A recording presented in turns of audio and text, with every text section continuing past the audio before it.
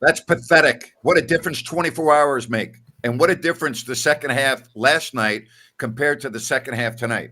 You allow the Bulls, who played last night, who are playing 3 games in 4 nights, to score 73 points in the second half. And I'll tell you this, I'm really happy for Kevin Huerter, and I'm going to tell you why. He was nothing but class. He gave a very warm, heartfelt thank you to the Kings fans and the organization when he left. There was no bitching and moaning. He was a consummate pro. So for him, I'm happy. But Ryan, this is a bad loss. Who are you going to blame on this one, buddy? I'm 100%. Well, I can't do 100%, Grant. That would not be fair. This is clearly and squarely on the shoulders of Doug Christie to me. This game was lost in the second and third quarters. Let me give you some brief numbers. Malik Monk, 19 points at the half. DeMar DeRozan, 9 points at the half. Between the second and third quarters, DeMar DeRozan went 6 for 14. 6 for 14. The complete flow of the game offensively stopped. Chicago came to a standstill. Chicago started bringing, and that's another side of it, bringing the power, bringing the physicality to the Kings. Malik does not get his first bucket until 2:46 into the third quarter. Here's the other thing, Grant. During that span between the second and third quarter, the Kings had 12 assists and 8 turnovers. They finished the game with 12 turnovers altogether. So the game plan to me was exactly what Doug Christie wanted. Get DeMar DeRozan 25,000 points. I didn't understand it. And tell me, why do you think Valanciunas only played 15 minutes? Why did Keon Ellis only play 18 minutes? Devin Carter played 20, Grant. What's the stat that you mentioned the other night? And I'm probably throwing you a curveball here, and I don't expect you to be able to roll it off the top of your head. But when Keon plays X number of minutes or more, the Kings' record is substantially different than when he doesn't. How does Keon Ellis only play 18 minutes tonight is beyond me. Yeah, he got into foul trouble, 4 fouls. You get 6. Why are you pulling him out? Let him play. Makes no sense to me. Yeah, and the stat is in the neighborhood of the Kings are, I believe, 13 and I think it was 13 and 4, 13 and 7, somewhere around there. So, well, here's the other deal. If I told you that the turnover to assist ratio would be 27-11, even though you think the magic number is 28, and I'd agree with you, but still, if you told me the Kings are going to have 27 assists and only 11 turnovers, I would say they would beat the Bulls. But what were we talking about at halftime with Jerry? And by the way, for the record, the 3 of us are combined 0-6 in our picks over the last 24 hours. We all picked Cleveland last night. We all picked Sacramento tonight. Yeah. But what were we talking about at halftime? We were talking about the defense and how Doug can go with a defensive rotation when he wants Devin Carter, with Murray, with LaRavia, with Keon, right? What happened to the defense in the second half? Ryno, the Bulls were playing 3 games in 4 nights, all on the road, okay? They scored 73 points in the second half, Ryan. 73 freaking points. Grant, what did Jerry Reynolds tell us at halftime? Keegan Murray has done a masterful job on Kobe White. Kobe White had 4 points at the half. You know what Doug Christie does in the third quarter? No, let's put Devin Carter on Kobe White. Grant, look at the distance between Kobe White and Devin Carter right here. What's Kobe White do? Just shoots right over the top of him. You could drive a pickup truck through there. And just gets him started. He's off to the races from there. It made no sense whatsoever tonight. Thanks for the super chat. Apparently, Katie Christensen has become play-by-play as well as analyst because she is the only one who talks. Can't take the broadcast anymore. I don't ever recall getting so many complaints on a Kings broadcast as I have this year on my social media account on this. I don't even know what to say. I don't watch the games. I don't watch the Kings telecast, but everyone telling me it's terrible, so everyone can't be wrong. The Kings were terrible in the second half. You know, this game really started to get away from the Kings with about 5 minutes left to go in the first half. You know, Ryan, when you think about this, Sacramento was up by 19 in this game, and they lose by 12. That's one hell of a swing to have against a Bulls team who's 10th in the East. But think about the momentum really did start to change with a couple of minutes left to go in the first half, did it not? Absolutely, it did. Grant, the Bulls were shooting 28% from beyond the arc at the end of the first half. Look where they end up now at the end of this one. And Kevin Huerter absolutely goes off. They end up at 42.9%. The Kings just backed off the gas. I can't, and I guess this is where we look for Doug for some explanations, because I guess, Grant, what I'm saying is things were working really good for about a quarter and a half. Nothing you would make dramatic changes for. No. And they did. Ryan, if it ain't broke, don't fix it. Agreed, partner. You know, I mean, and Ryan, you know this as well as I do, and so does everyone watching the stream. Basketball is a game of runs, and you know, you do have to make some adjustments. But when things are going the right way, when everything is just going in a perfect line, why change it? Like that didn't make sense to me at all. And again, you could see the game. You know, I thought the Bulls going into the locker room only down 9 at half. Yeah, I thought they would have felt like they were in great shape. Oh, certainly. The game shouldn't have been a 9-point game at half. Should have been 15 or more. Kings let them back in the game. They did. And again, Grant, it's when the game slowed down. The game began slowing down. The ball was not moving. Look at how great Trey Lyles started off. 3 for 3 from beyond the arc. Malik Monk, 5 of 6 from beyond the arc. The ball quit going around the horn, and the rest is history. Appreciate the super chat. We really say thank you, Charles. The only good thing about tonight was not watching a game from the division banners again. Yeah, that is very true. You know, I want to make sure I word this the right way. I'm thinking about what I want to say here. Kings fans live and die with every game. Last night, I believe, was the most euphoric Kings fans have been this year, from doing it off the top of my head. Maybe Boston, but I thought last night was like the beginning of, wow, we got something special here. Wow, we can get on a run. Wow, you know what? Bring the play-in tournament on. You know what I mean? Like it was that type of vibe. And here we are 24 hours. And oh, by the way, last night you were without 3 key players and you beat the best team in the East. Tonight, you had everyone but Sabonis. And by the way, you know, we sometimes gloss over Sabonis. His absence tonight, again, is huge. Let's just call it the way it is. How bad was Zach LaVine tonight? Grant, remember the question I asked you last night about that Cavs game? Would the Kings have won that game if Zach LaVine played? And you're probably right. They probably would not have. I would agree with that. Now, he doesn't seem like he fits, does he? Not particularly. And what about here? Let's go another way. Vucevic, he got really hot there in the second half. He was giving the Kings a lot of problems. Valanciunas only played 15 minutes. I know. Tonight, I didn't understand that at all. It made no sense to me. And they know each other's game inside out. And Vucevic had 24 points on 9 of 14 shooting, including 4 of 5 from distance. Oh, yeah. And one other thing, he had 14 rebounds in this game. Yep. 14 rebounds.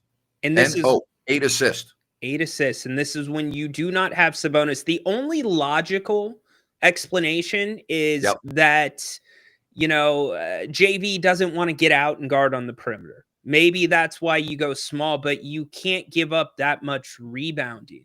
I thought JV was doing just fine, in my opinion, through the first half. I mean, in the first half, what did he end up with? Vucevic only had 11 points. So he almost... Well... Hey, Ryan, Milwaukee, Boston, Oklahoma City, Portland now coming up on this homestand. Yeah. Okay. And you could win them all and you could lose them all, because I don't know what the hell team is going to show up from night to night. I don't. Milwaukee's leading the Lakers right now, 109-80, with 5 minutes left to go in the fourth. Again, Luka's not playing, LeBron's not playing, so that's not a surprise. But you got Giannis Antetokounmpo and the Milwaukee Bucks coming in. Okay, and they had basically a controlled scrimmage tonight. All right, Antetokounmpo only played 29 minutes and was a plus 19 and had 28 points. You've got Kyle Kuzma, who can shoot the lights out, Taurean Prince, Brook Lopez, Rollins. You got a very good bench coming in with Gary Trent Jr., who had 23 in this game. I just don't know what to expect on Sunday. I don't know what to expect with this team, Ryan. I don't know from game to game what you're going to get. It's like a box of chocolates. I don't know what I'm going to get. I mean, we just went through a 4-game losing streak, right? You come home and beat Memphis without Morant. Let's call it the way it is. You beat the best team in the East with a spirited, everyone talking about the effort, the intensity, this and that. And 24 hours later, you come out and play like this, and you're asking yourself, what the hell is the coach doing? Why is this guy playing? Why is that? It makes no sense to me. It's like I watched a different team tonight. A completely different team. But I would tell you, Grant, coming into tonight, you remember the numbers? When the Kings won since the All-Star break, they had a win margin of 17.8 points. When they lose, it was by 17. Wow. It's Jekyll and Hyde. That's what you saw night to night. Well, and that's why I keep on talking about how I don't have any confidence in this team winning anything in the play-in tournament. Like, I don't care if they go and win their first game in the play-in by 50 points.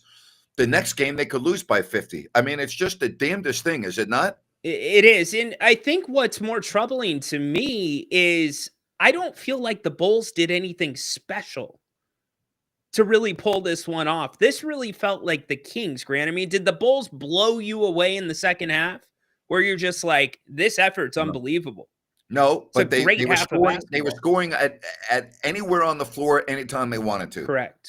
Correct. And the rotation we've talked about, the matchups changed. You hit the nail on the head, partner. You don't try to fix something that isn't broke. So Kings now are 35 and 34. They're only 18 and 16 at home, and their point differential is the worst among the top 9 teams by a wide margin at only 0.8. And now the Suns are 3 games back in a loss column, and it's looking more and more like Sacramento and Phoenix are going to be playing in the play-in tournament.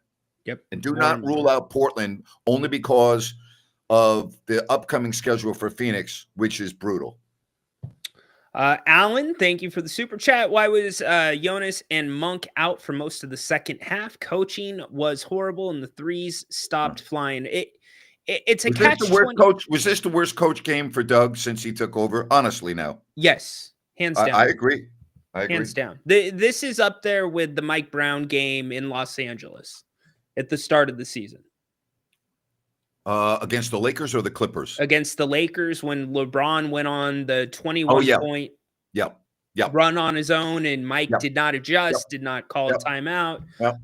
It was a double-edged sword because Doug Christie saw the physicality coming, Grant, from Chicago instead of the Kings, yet he was not doing anything to call the timeouts offensively to change what the Kings were doing to attack Chicago and bring some physicality. Hey.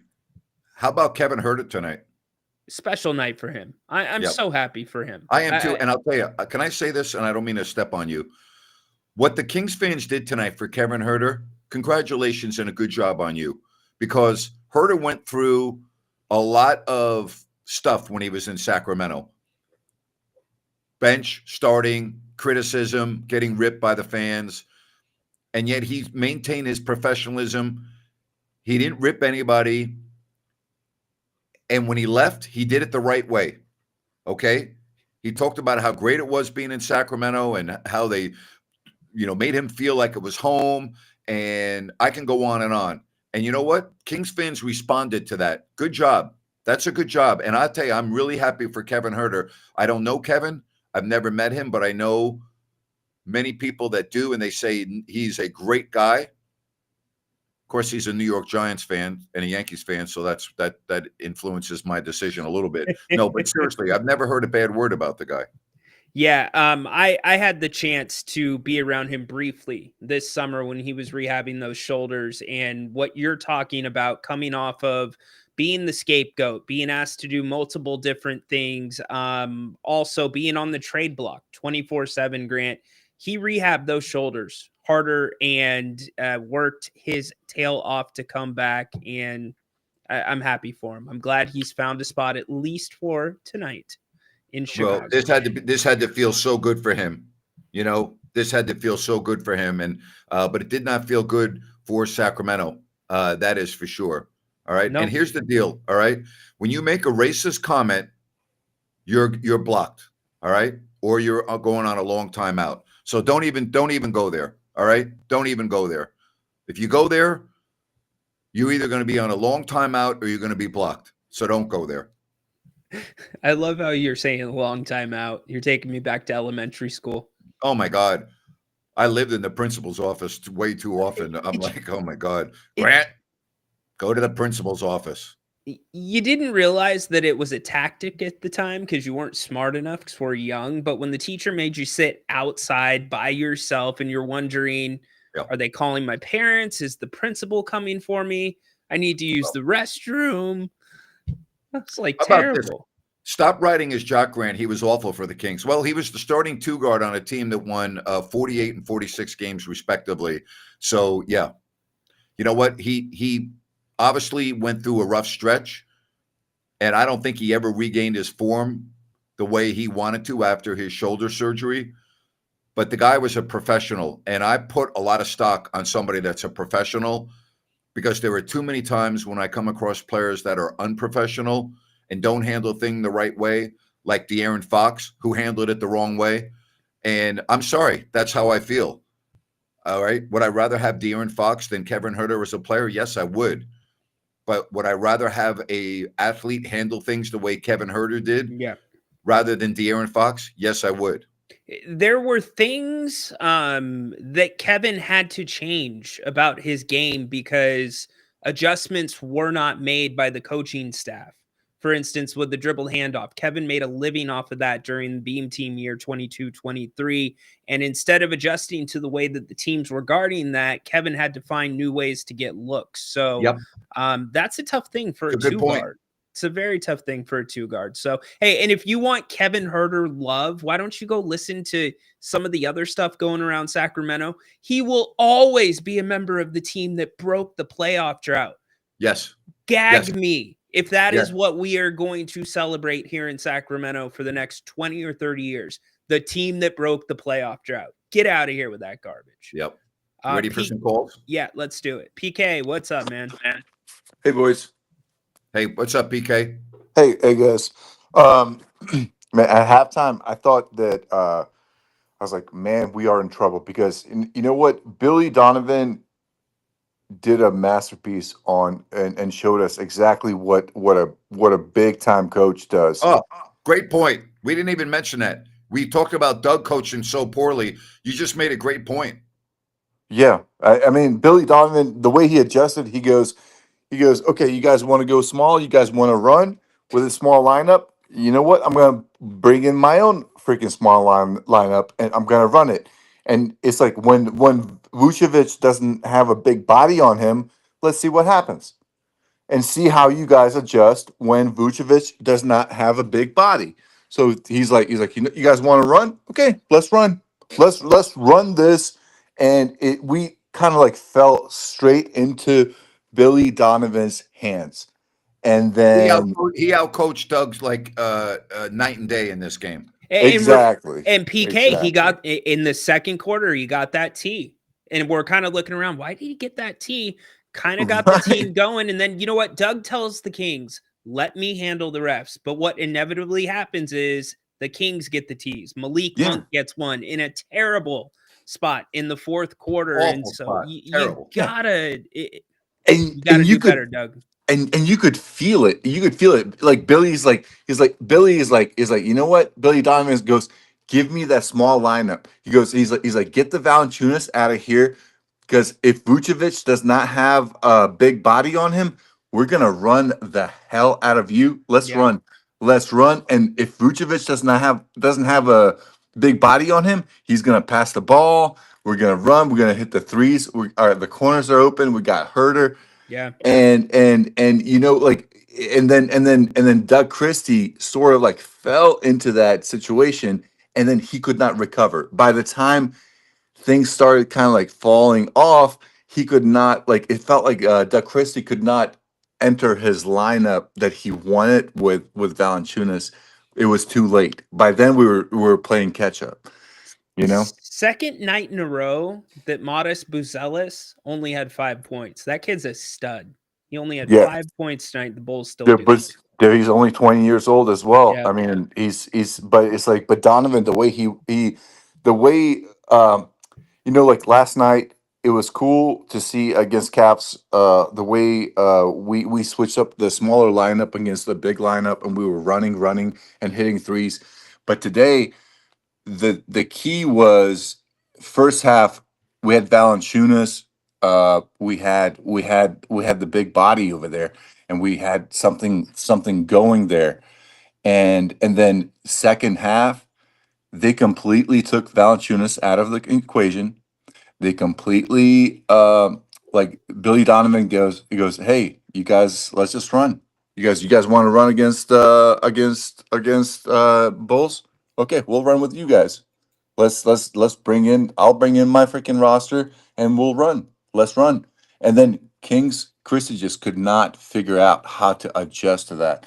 And all of a sudden, it would just turn into the 3-pointer shots, jump shots, and big mess. But Hey, but PK, appreciate yeah. you. Thank you guys. Yep, good job.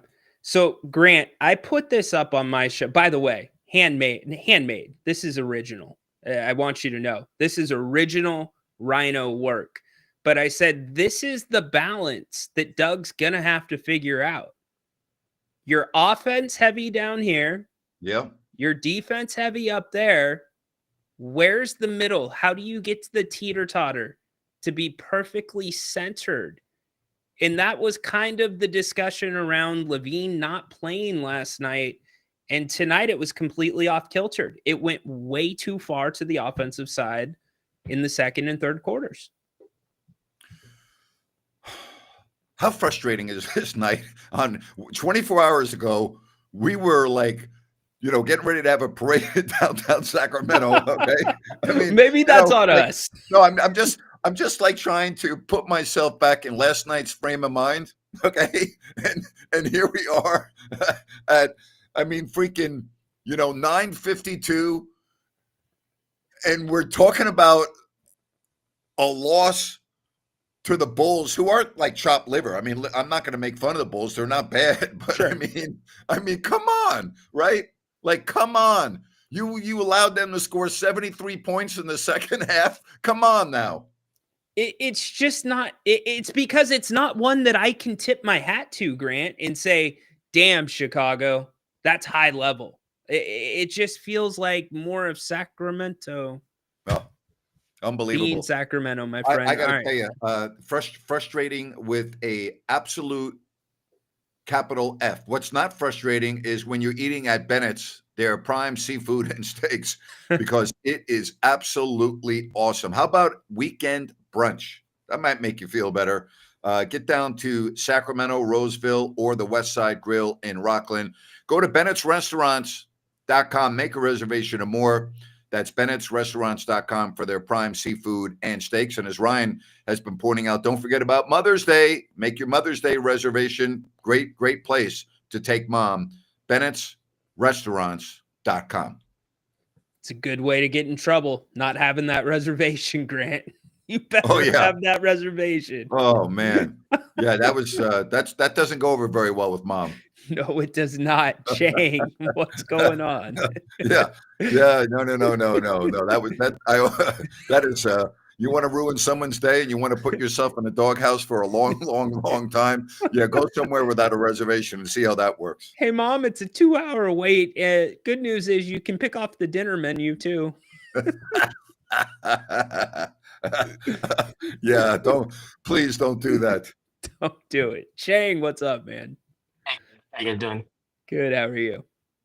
Yeah, I think this is again, this might be the most frustrating 24 hours, you can have as a Kings fan. You may have just had one of your signature wins and you played a good first quarter, but to be honest, I wasn't too excited because I just felt it was really our hot shooting from 3-point. But the thing is, the Bulls are still just scoring inside. So even though they weren't really hitting the threes, I felt like they were scoring too easily by just driving into the paint.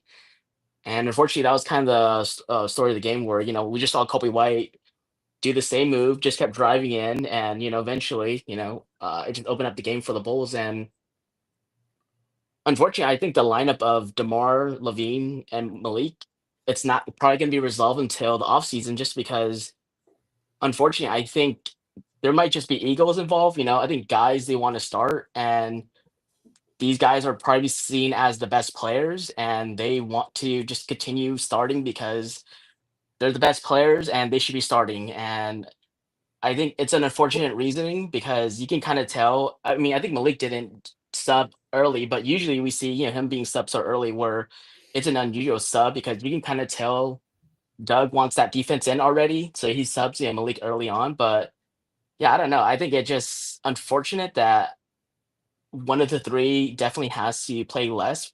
They can't really play together, but I think we just see this so often, and unfortunately, I think it's not going to be resolved until the offseason when I don't know one of these players is going to have to be moved.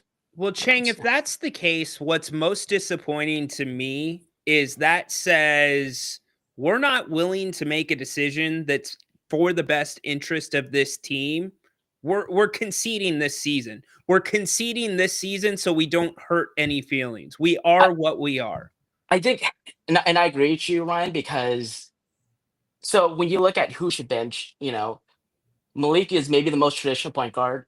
Zach LaVine is making probably the most.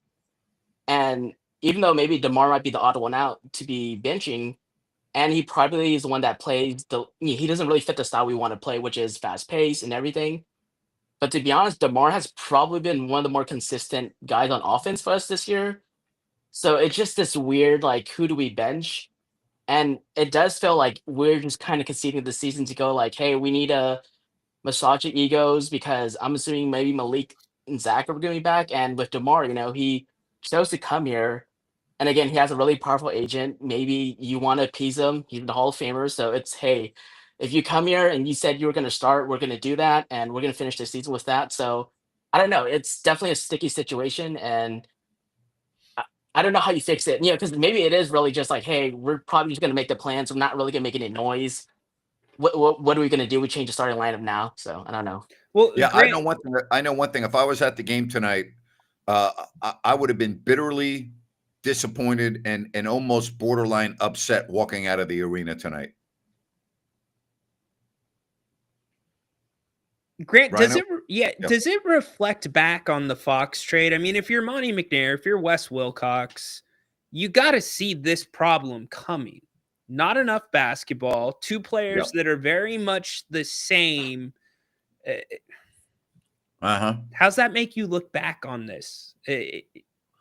You're headed straight for it. I think very often your opinion can be muddled with a good win here and there. And a good win like last night almost makes you forget about the blowout losses against the Knicks, the Warriors, and the Suns, because then you see it last night and you almost tell yourself, see, I told you it could work. I told you that this is coming around. I told you that we can do this and we can do that. I'm going to go back to this, and I don't want to change what I've always said. I don't make too much out of one win or one loss. But this team has been unbelievably inconsistent this year. That's number one. Number two, and I'm not taking anything away from Doug Christie and the record that he has as a Kings coach. But with the exception of the game at Boston, and I believe at Houston, every big win that Doug has had has come with the other team's best player or an all-star not playing. Just look it up. Every big win, with the exception of at Boston, and I think at Houston was a big win, even though they had not been playing well, comes with the other team without their best player or best players. And I think sometimes we forget to really look into that. We're all in the analytics and numbers. You have the owner of the Kings who is Mr. Analytic, Mr. this, Mr. that. He believes that you can run an entire basketball team on your laptop. That's how he believes. That's how he thinks. You That's can what he fantasy. believes. In fantasy, you can in fantasy basketball. Yeah. And you have a general manager who came from the Daryl Morey school, who's got to be Daryl Morey's got to be the worst general manager in the history of the NBA. I mean, I don't know why anyone would hire Daryl Morey to run their team. I really don't. So I'm going to play devil's advocate because there's another side of that. Some of the Kings' best wins have come without what we consider or covet some of the Kings' best players. Correct. They did beat Boston without Fox, right? Yep. He didn't play in that game. They have won a lot of games this year that I didn't think they would win, like last night, without Sabonis. And let's face it, he's either the Kings' top player or the second best. But I mean, you can't argue with that. Nope. He is. And the Kings have had other impressive wins this year when Fox didn't play. Correct. They've had impressive wins this year when Sabonis doesn't play. I'm with you on that. But again, if I'm looking at this from how you can kind of evaluate your team incorrectly on games like last night, you can't forget, Ryan, about the losses that you've had and what's happened in those losses. What do we normally talk about on every loss? We talk about 3-point defense, perimeter defense, and 3-point shooting on offense. That's what we talk about primarily. But more than anything else, it's the perimeter defense of the Kings. We always talk about that on a loss. It seems like that's one of the first things, Ryno, that we discuss. And then the second thing, and you bring this up more than I do, and you're spot freaking on, the reverting back to iso ball when the ball is so beautifully moved. Ryan, that first quarter tonight, I could watch that all year. Put some Wayman Tisdale to it. Yeah, thank you. And then what happens, Ryan? Ball gets stuck. It gets stuck. And then you're like, wait a minute. What the heck is going on here? It really felt like for a 6-minute stretch in the third quarter, Grant, that the entire focus was getting DeMar DeRozan's 25,000 point. Didn't make sense. All they were going to. And then you had 4 missed free throws during that stretch as well. Yep. And to your point about the way that we evaluate the players, what about this front office and the team? Are they evaluating these players correctly? Well, I think they're going to be gone. I don't think they're going to retain their jobs. I think when the Kings lose in the play-in, and I think they will both be replaced. Very true. Chang, appreciate you. Hey, you guys. Thank you. Hey, I want to talk to you about New Works Plumbing. They've got a fixed view. They're available around the clock, 24/7. Call the number on your screen. Go to sackserviceplumbing.com or newworksplumbing.com, NEWWRXplumbing.com. New Works Plumbing, they've got a fixed view. And again, they're available 24/7. They are awesome. Get in touch with them when you need them at the number or the website, New Works Plumbing. They've got a fixed view. Don't forget a rant with Grant coming up in a couple of moments. What would you like me to rant on tonight? Let me know. You've got a buffet of choices. So there's a comment in here that does make some sense about Levine being passive. And if you look at over the last 3, I believe it's 3 games now that he's played in, plus the one that he missed for personal reasons, there has been a lot of passiveness. So we're never going to speculate about whether that's something off the court that's affecting his game. But that has changed a little bit, Grant, over this stretch of basketball. It has. And this whole season has been change, has it not? We always talk about change. I mean, there's just been so much change with this team. And it's not only a change in personnel and stuff, it's like a change in style of play from quarter to quarter to quarter to quarter. It just drives me crazy. I don't understand it. It's a great point. This team gives you whiplash. Yeah. Yep. And NBC Sports California as well. So, I don't even know what to say because, again, I don't watch the Kings telecast, but I don't ever recall seeing so much criticism from so many different people about the Kings telecast and their announcers at any point in my tenure with the Kings, which was before I started doing the games. When I moved to Sacramento in '87, when it was Tom Curran and Lucius Allen, I work with a lot of different people, and I know there are people that don't like me, and I'm fine with criticism, but it wasn't like it is now. I mean, this is embarrassing for the franchise to get this much criticism on your broadcast team. And it's because you have an owner who's woke. I mean, I'm sorry. Katie's a friend of mine. I like Katie. She's a delightful human being. She should have never been put in that chair. She's not qualified for it. That's not what she is. You know, and I don't even get me started on the person that sits next to her because Well, let's clarify. Mark Jones, not Kyle Draper. Mark Jones. Right. I'm sorry. Right. I mean, the fact that Mark Jones was hired after me, and I don't want to sound self-serving, is one of the most hypocritical, most oxymoron, unbelievable things that you couldn't make that up. No. If you look at my social media account and look at Mark Jones' social media account, and you polled 10,000 people that didn't know anything about the Sacramento Kings, 9,995 of them would say, this is the guy that should be doing your games. And that guy is me.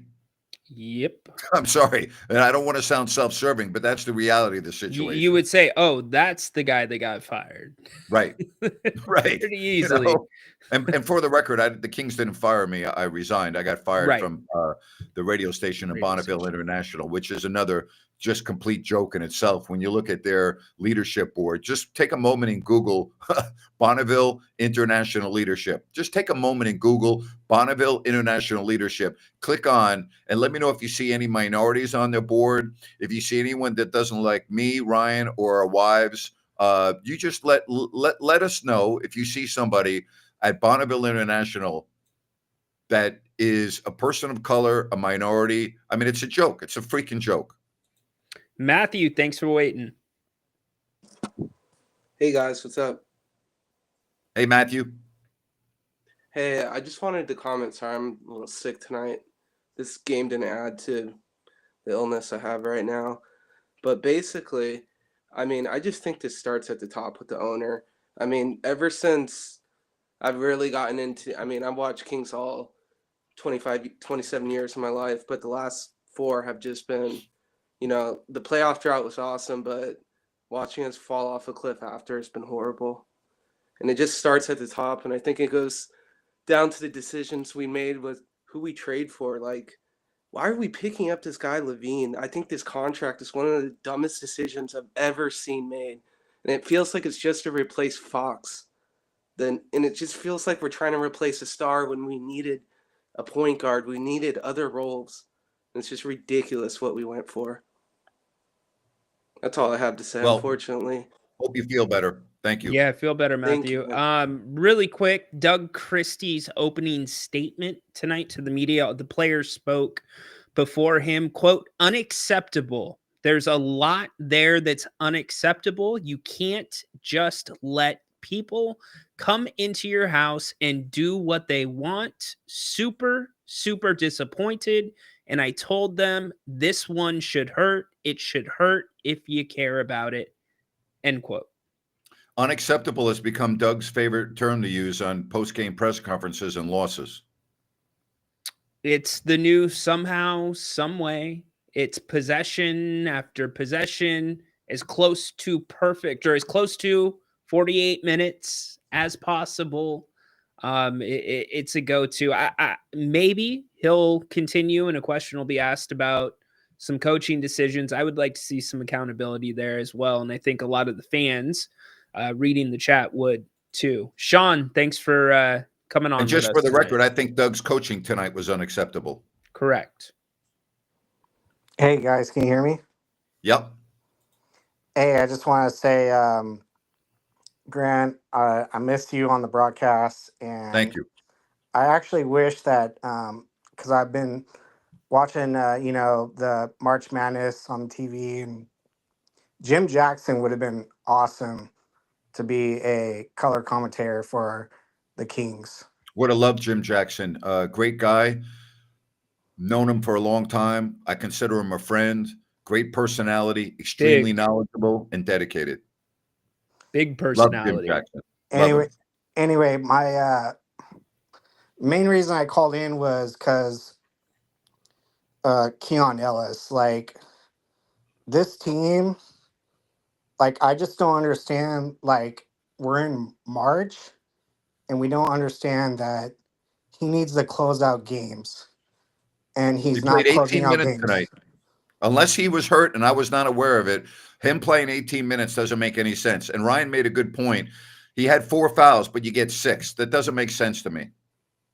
Yeah, exactly. I just look back last year when Monk got hurt and he came in and was in the starting role and just we made the play in, but obviously we didn't make it to the playoffs. But just I just don't get it. Like what, like I just don't understand. Like he is really should be he's a starting guard in the NBA. Like I mean, at least for this team. Like I'm not sure for every team, but this team, it makes sense. And ever since he started for the Kings and has closed out games, like the Kings have majority win. Am I right or am I wrong? I mean, He should I be don't he should have been on the floor for more than 18 minutes, I can tell you that.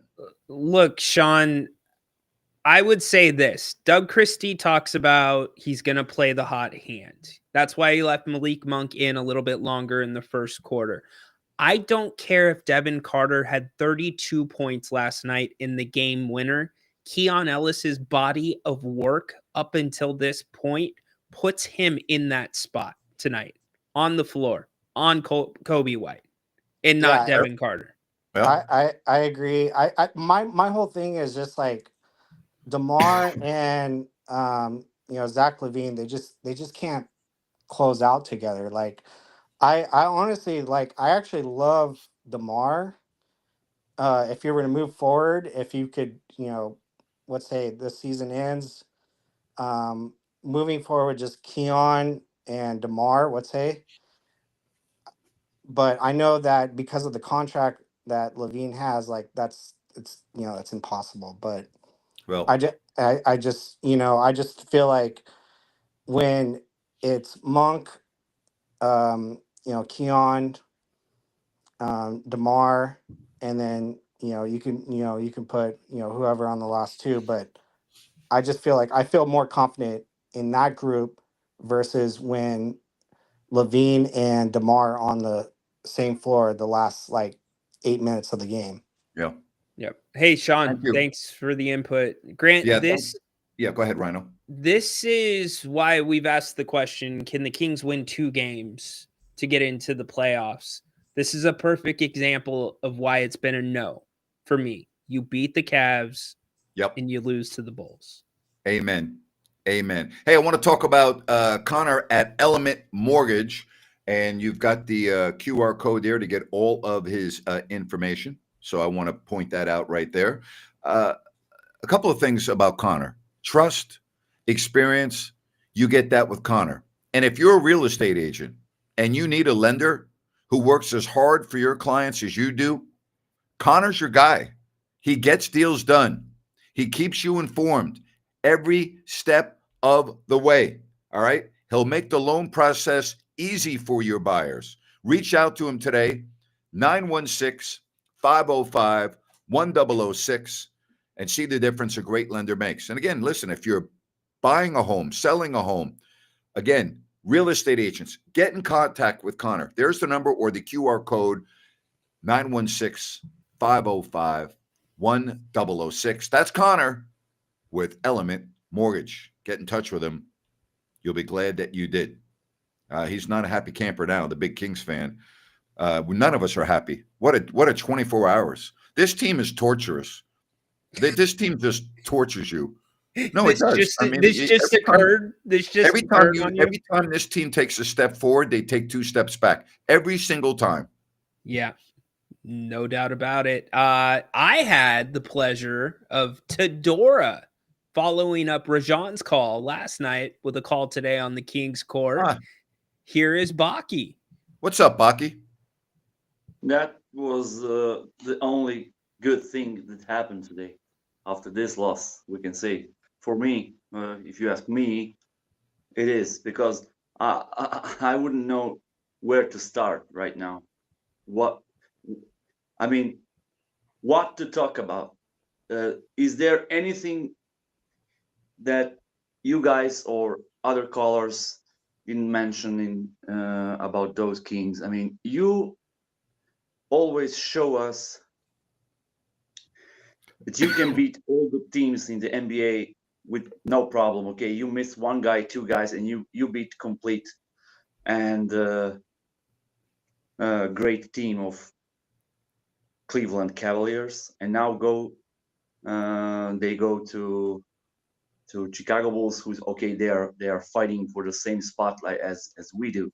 Yeah, they're But, ninth in the East. Yeah. Yeah, but never mind.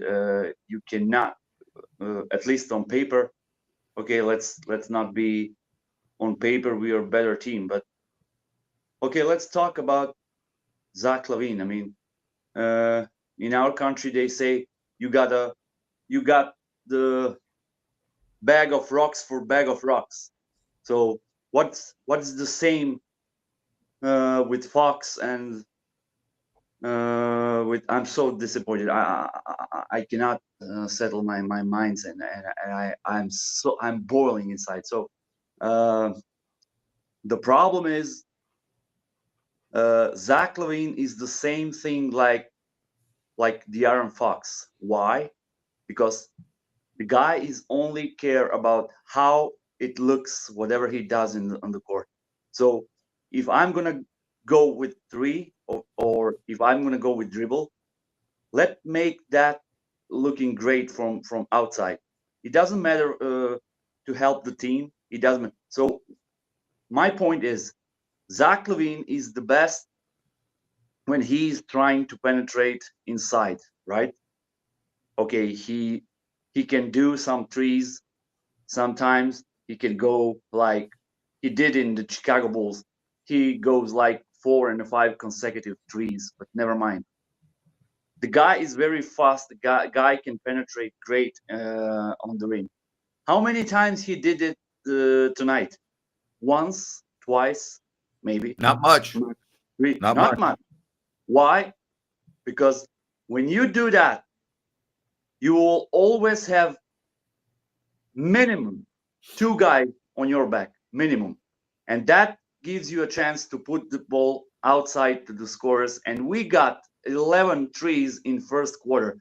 Why not doing the same thing in the second?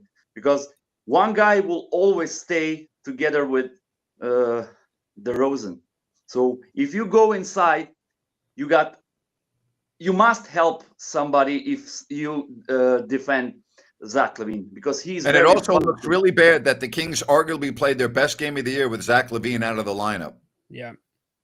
last Yeah, night. but my point is, Zach LaVine should do only the things he's the best in, like De'Aaron Fox. De'Aaron Fox was best when he go inside, and nobody can follow him because he's fast. He's great technique down the rim, and he can do a lot of things down the rim. So I don't understand when Zach LaVine's trying to cross over one, cross over two, Well, and trying to sidestep jumper and things like that. Why? Just to look great on the camera? Bullshit for me. You know. Yeah. You know. So you did nothing to help the team. When you miss, what you do? You just doing like this. Oh God, come on, and never goes back to defense. So Chicago Bulls was run and gun tonight, definitely. Even when they lead by 5 or 7, they Yeah. are very fast in inbounding the ball. Let's get it and go, just go. Donovan says go every time. They are so passionate and so organized by going run and gun basketball tonight. And you must decide how to defend that and how to respond in the offense. What kind of offense? Doug Christie tonight, 0 points. I mean, this is the worst one from the moment he got the team. Definitely, for me, is the worst one. Ryno, you said on the beginning, and you could close your show with with that sentence. You said this goes on the coach. So that's it. Point. Nothing else to add. This is Doug Christie's game. Thank you, It doesn't Baki. matter. Levine doesn't matter. Other guys. I mean, we can talk about a lot of things, but you're leading 19 in the moment when you're deciding to catch the last train for maybe number 7, 8. No chance. If Yeah. we got number 10, we can be lucky. So I mean, Grant, hold on. You're leading 19, by the way, with Zach LaVine only scoring 3 points at the half. You were up Very true. 19. Yeah. that's why you're a coach and you remember, Grant, when you say, what the heck are this team doing deep in the fourth quarter Yep. when losing 20 points? Yeah. So now what? Now you have some players playing 30 minutes and they are not starters. Okay, full the respect towards Jack Laravia and all the others, but not having starters up until 2 minutes in before the end of the third quarter, this is disaster. That third quarter was losing this game. Definitely. Baki, thank you, buddy. Yeah. Appreciate it. All right, it is time for a rant with Grant. It is brought to you by EDH Motors Automotive Reimagined. David and Adam, just two guys trying to do something different and better. They were both at the game tonight, so I would think they're not in the best of mood now, but they'll be in a great mood if you give them a call.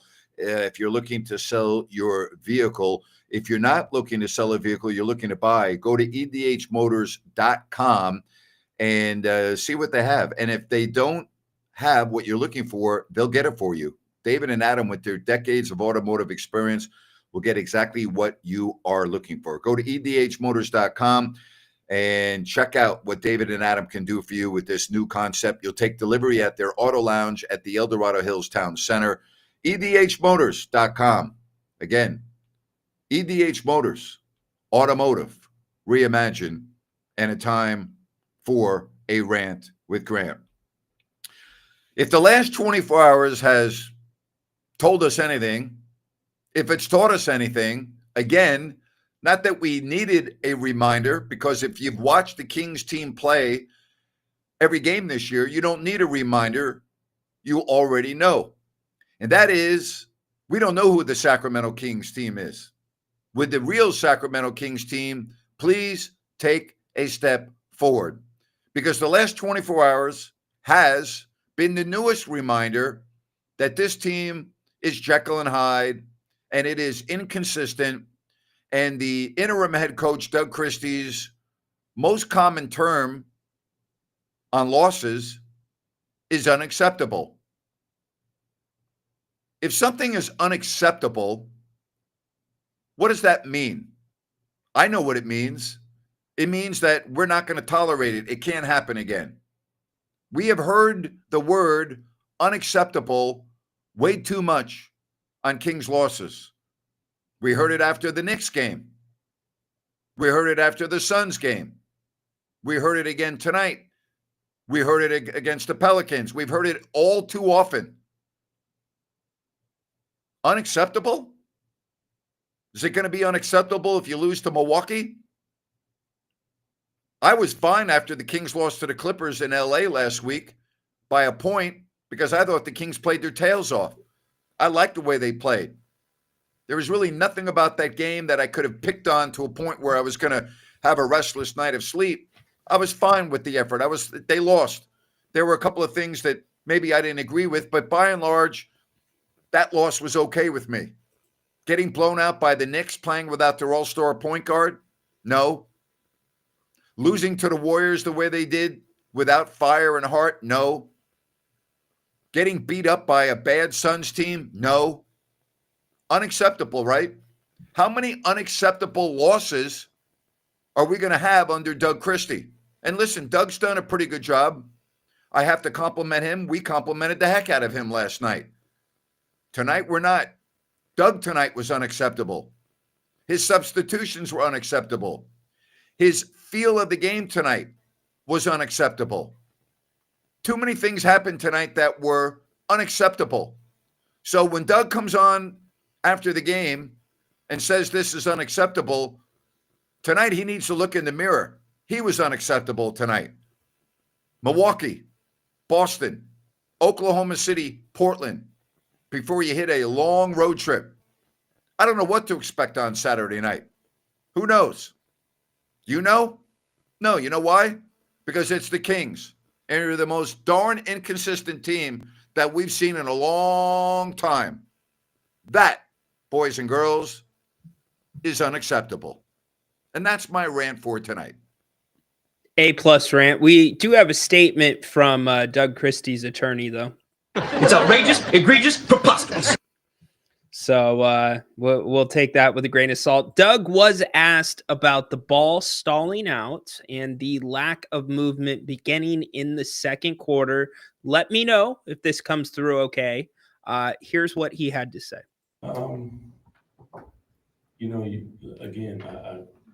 It's kind of the same question that he asked. So really, to be honest, it's like in your mind, you think that, I can do it right now, instead of trusting your teammates and trusting yourself to get off the basketball, use your superpower to create an advantage for somebody else.